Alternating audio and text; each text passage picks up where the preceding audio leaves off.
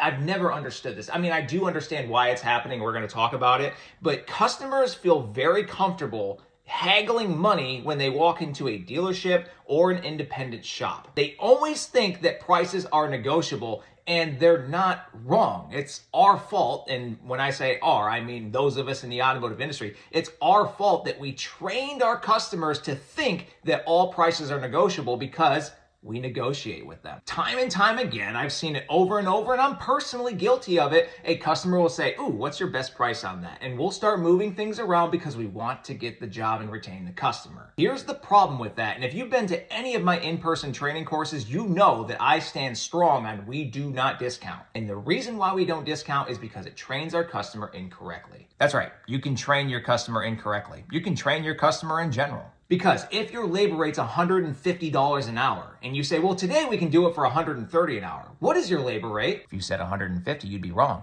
It's 130 now. Because what's going to happen? That customer's going to come back the next time they need service. You're going to give them a quote at 150 an hour and they're going to say, whoa, whoa, whoa. I know you can do it for 130 an hour because you did last time. And that is going to be their expectation from here and through the future. And what that does is it devalues everything we do in the automotive service industry, which is actually highly valuable. Think about it. The other industries wouldn't survive without the automotive industry because we get their workers to where they need to be. It takes years and years and years and tens of thousands of dollars to create technicians that can diagnose and repair vehicles effectively. We should never, I say again, never discount that work ever.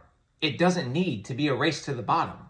We don't need to devalue what a technician does. And think about it. If we all just stopped discounting things for customers, they wouldn't argue price with us anymore. That would feel amazing. And on top of that, we might actually be able to afford as an industry to pay our technicians more, which they deserve.